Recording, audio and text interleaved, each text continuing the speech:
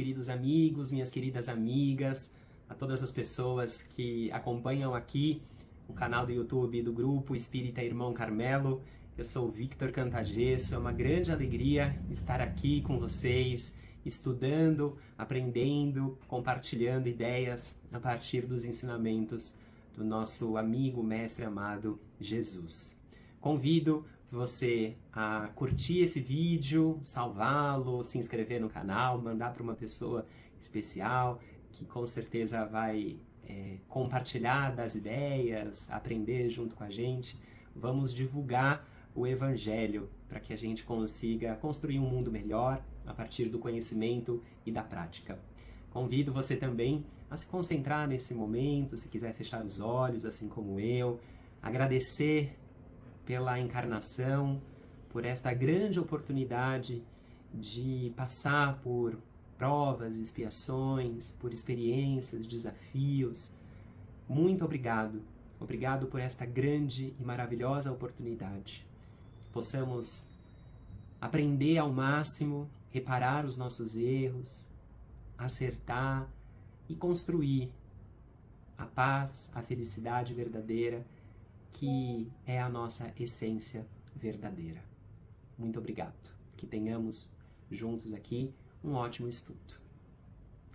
Bom, da última vez em que eu estive aqui, eu falei de um item do capítulo 13, falei sobre a piedade. O capítulo 13 é que a sua mão esquerda não saiba o que faz a sua mão direita. Mas o item sobre a piedade é um dos últimos, é o item 17. E aí eu, compartilhando esse tema até em outros centros espíritas, eu fiquei com a vontade de voltar para o início do capítulo, de falar mais sobre algumas frases, algumas ideias que estão, por exemplo, nesse item que fala fazer o bem sem ostentação. Para depois a gente chegar na ideia da piedade que está aqui salvo nos vídeos, você pode até procurar depois esse vídeo que fala sobre a piedade, mas falando sobre fazer o bem sem ostentação, primeiro a gente tem que pensar o que é a ostentação, que não necessariamente é só a riqueza material, não é só o dinheiro, as posses, a matéria, mas é a ideia da ostentação. E eu acho que a ostentação tem a ver com uma validação externa. É o que a outra pessoa acha de mim. Porque, puxando para o lado da matéria, o que muitas pessoas querem? Mostrar. Mostrar que tem um carro maravilhoso, que tem joias, uma casa, um cabelo, diplomas, enfim. Às vezes ela quer mostrar.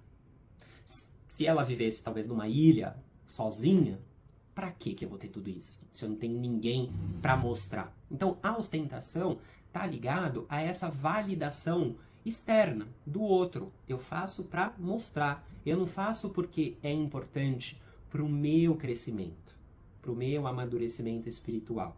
Então a gente tem que fazer esse bem sem querer mostrar para o outro. Sem querer que a outra pessoa pense, ai, como é bonzinho, ai, como ele é maravilhoso, olha como ele ajuda. E às vezes a gente cai nisso. A gente faz para receber um agradecimento, para receber um reconhecimento de bondade. A gente tem a ideia, né? Tudo que a gente planta, a gente colhe. Então, às vezes a gente está plantando já pensando na colheita. Então eu vou fazer o bem para que nada de mal me aconteça. Poxa, isso daqui é fazer o bem já, né, querendo algo em troca. É uma ideia também de ostentação. Porque eu faço para algo. Eu tenho que fazer o bem porque o bem precisa ser feito. É básico, não é? É igual respirar. Por que você respira? Porque tem que respirar, não é? Porque senão eu desencarno. Fazer o bem é por causa disso, né? É pra gente o mundo evoluindo. Então, eu não vou criar nada, fazer nada, plantar nada só para essa validação externa, só para um dia isso ou aquilo. Óbvio que você deve estar pensando, mas Vitor, a gente sabe que somos espíritos eternos. Então, é óbvio que eu vou fazer algo para que um dia eu seja um espírito mais evoluído.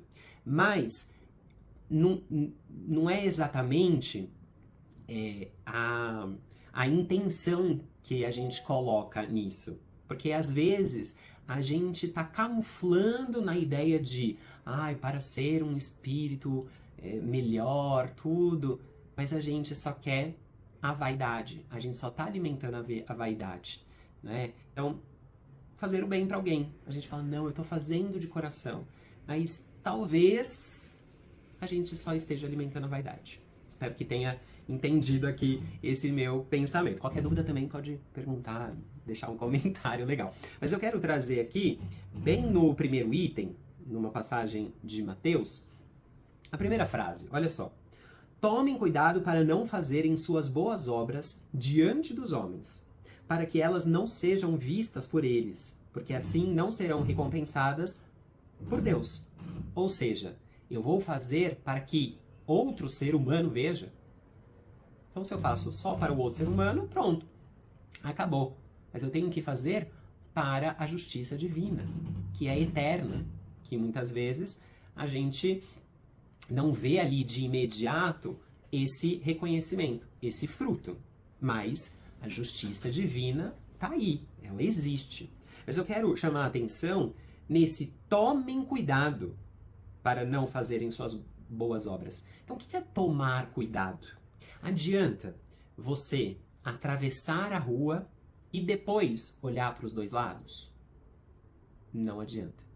Você tem que olhar para os dois lados antes. Você pode até atravessar, olhar para os dois lados e falar, nossa, não estava vindo nenhum carro. Ufa, que bom. Mas não tem muita utilidade. A utilidade está antes. Você olha para os dois lados, e aí eu vou. Por que ele está falando tomem cuidado? É porque a gente tem que antecipar essa observação aqui para as nossas boas ações. Então, vai fazer o bem, vai participar de uma ação de caridade, vai ajudar uma pessoa específica, vai fazer uma reunião, um conselho com alguém, enfim, qualquer coisa. Tome cuidado antes. Para mim, assim, faça uma prece. Eu desejo que eu não caia na vaidade, que eu faça de coração. E não faça isso depois. Eu fui lá e fiz de coração. Nossa, faça isso antes. Tome cuidado, preste atenção. Porque talvez, nesse prestar atenção antes, você vai mudar algumas atitudes. Você vai não esperando o muito obrigado. Você vai lá, talvez mais receber do que doar. Vai te fazer mais bem do que você acha que está fazendo bem para o outro. Por quê? Porque você tomou cuidado para essa vaidade não te pegar.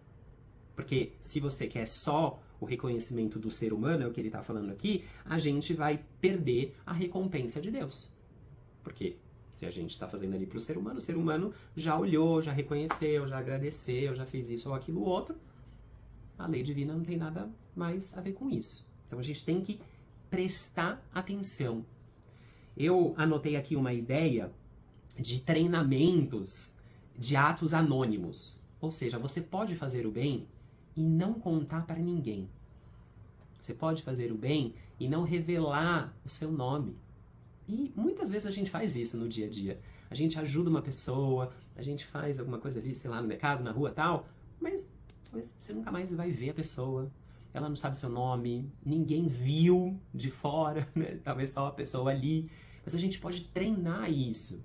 Sei lá, eu posso entregar flores no meu prédio, eu posso fazer uma doação para alguém, enfim, a gente pode pensar nesses treinamentos anônimos de fazer o bem. Óbvio que a gente sabe que está fazendo bem. A gente fica alimentando isso na nossa cabeça, né? Nossa, mas eu faço bem. Nossa, mas eu faço bem, né? Eu, às vezes, tenho isso. Então, quando alguém me pede uma doação, eu já penso, não, mas eu já dou, né? Eu já faço uma doação, já faço isso, já faço aquilo, já faço aquilo. Não dá pra fazer tudo, né? Eu fico com isso na cabeça, né? Aí, o que eu tenho tentado mudar? Alguém me pede uma doação, ao invés de ficar me desculpando, isso não é com a pessoa, é internamente. O que eu faço? Faço uma prece.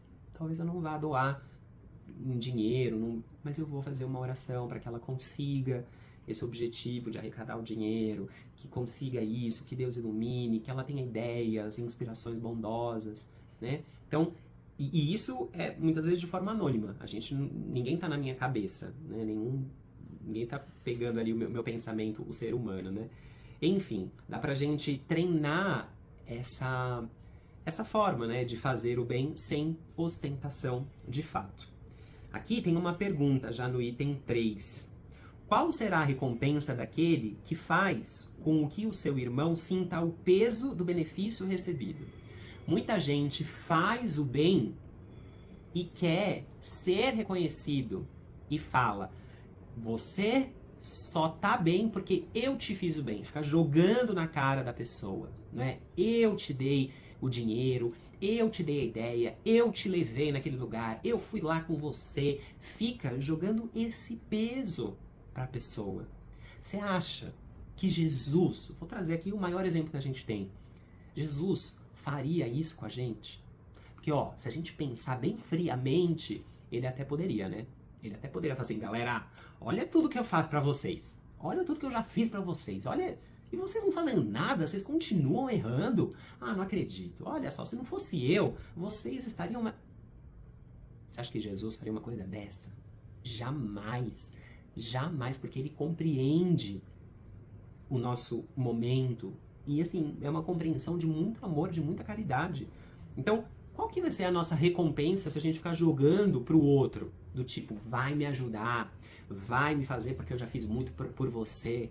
Qual que vai ser essa recompensa? Sofrimento, tristeza, dor, infelizmente. Né? Então, eu não vou fazer o bem para que um dia me façam o bem. Não, eu tenho que fazer o bem porque o bem precisa ser feito. Né? É o que eu já disse aqui no início. As lágrimas que ele seca ao beneficiar os outros servem apenas para satisfazer a sua vaidade. E, em vez de subirem ao céu, recaem sobre o coração do beneficiado, ferindo-o ainda mais. Então, a lágrima que eu seco é só para alimentar a minha vaidade. Que tristeza, né? Olha, e muitas vezes a gente acaba fazendo isso. Né? A gente é assim. Aí você pode estar pensando: ai, Vitor, mas eu não. Eu não. Então, se a gente ficar nisso, a gente perde a oportunidade de evoluir. Então, eu sempre faço: sou eu. E o que eu tenho que fazer para não ser isso aqui? Né? Para não enxugar a lágrima de alguém querendo a vaidade, né? Alimentar a minha vaidade e o reconhecimento. Não, eu preciso criar estratégia para mudar esse meu pensamento aqui. Uma última frase que eu grifei é: a verdadeira caridade, ao contrário, é habilidosa e disfarça de modo sutil o benefício, evitando assim a menor possibilidade de melindre, uma vez que toda ofensa moral aumenta ainda mais o sofrimento do necessitado. Olha só, a verdadeira caridade é aquela que a pessoa que está recebendo a ajuda acha que está te ajudando. Vou compartilhar uma experiência. Semana passada, eu fui realizar um encontro com jovens na Fundação Casa. Então, são jovens de 14 a 18 anos que cometeram algo e estão ali desprovidos da sua liberdade. E aí, num determinado momento, o encontro era sobre narrativas, histórias, enfim.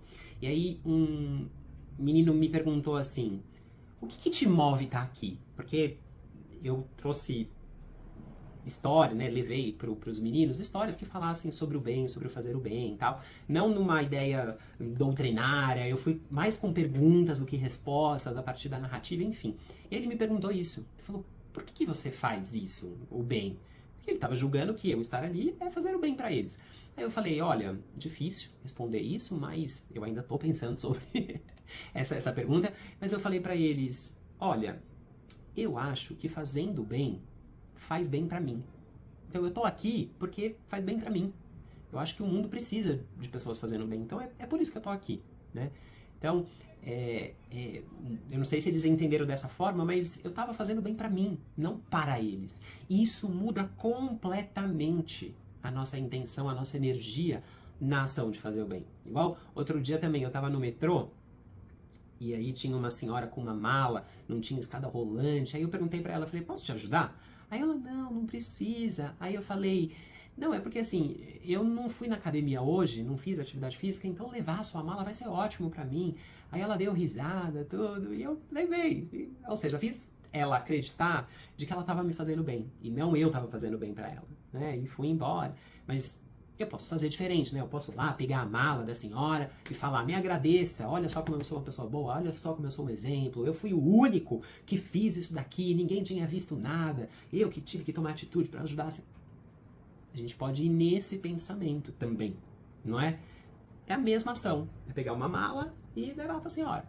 Mas a gente pode querer ostentar essa minha atitude ou criar o bem, porque é isso que move o mundo, move você, né? Então, enfim, eu acho que tem várias ideias a partir desse tema que a gente poderia conversar mais. É isso, muito obrigado pela escuta, espero que tenha feito sentido para você, que você consiga colocar em prática, ser uma pessoa melhor, que tenha atitudes boas, sem querer mostrar o tempo todo para todo mundo. Um grande beijo, abraço, muito obrigado pela inspiração, por esse estudo, muito obrigado a toda a equipe espiritual do grupo Espírita Irmão Carmelo. Muito, muito, muito obrigado. Que Deus nos abençoe e nos ilumine hoje e sempre. Graças a Deus. Um grande beijo, até uma próxima.